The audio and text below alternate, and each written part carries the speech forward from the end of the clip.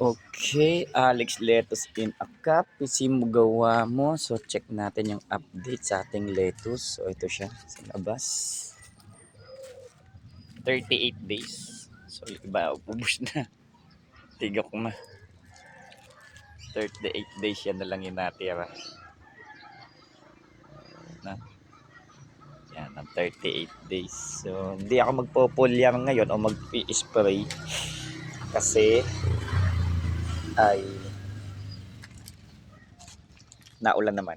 So, maganda naman. So, hindi advisable na ano. Ito, mamamatay na to. Wala na to. Tinamaan na siya ng ano. Mamamatay na yan. So, 38 days. Ito na yan. May insekto pa sa loob.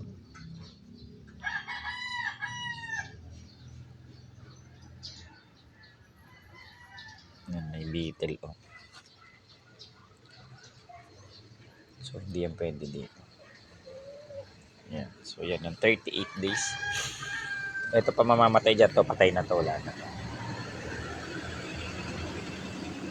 Yan, dami pa lumilipad na insekto.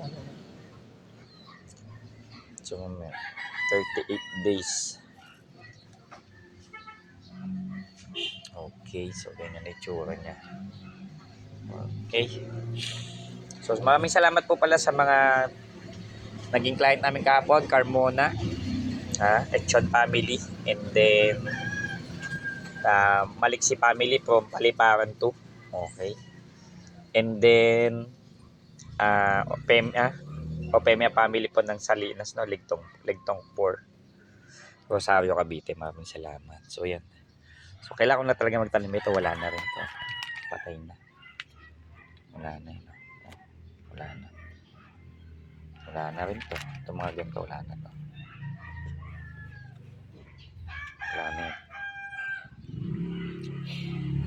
So, ito.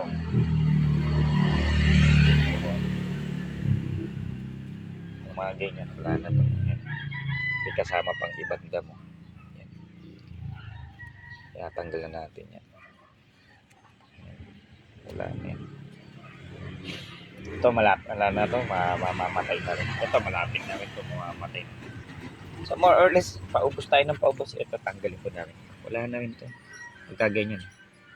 Sabot pakat ang sakit niya. Pagkaganyan, nabubulok yung ugat. So mapapansin mo nagbabarong yung dulo.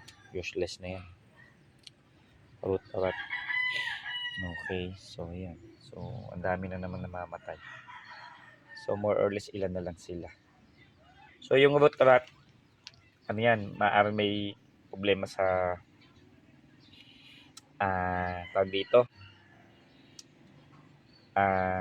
halaman. Pwede kasing maraming cause ang root rot pwedeng sa init, naluluto yung ugat nila, nabulok yung ugat nila. Okay.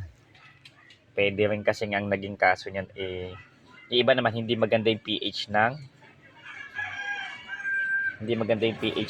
ng solution. So maaaring acidity. Okay. Hindi maganda.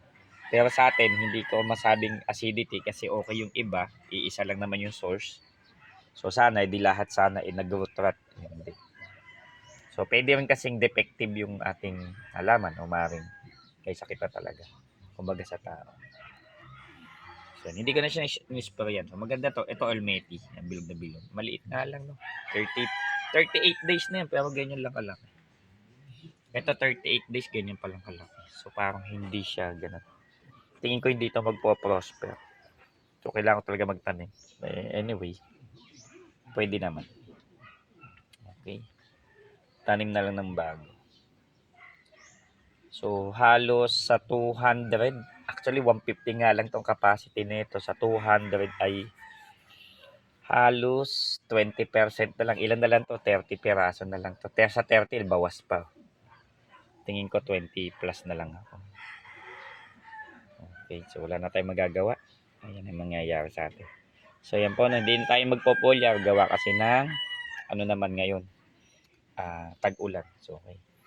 So maraming salamat po, Alex Lettuce in a Cup. PC mo gawa mo. Don't forget to subscribe. And syempre naman po ay piso wifi na naman tayo mamaya. Maraming salamat po ulit. So, mga ngayon ay puro naik area na tayo, no? So, maraming salamat po. Thank you, thank you.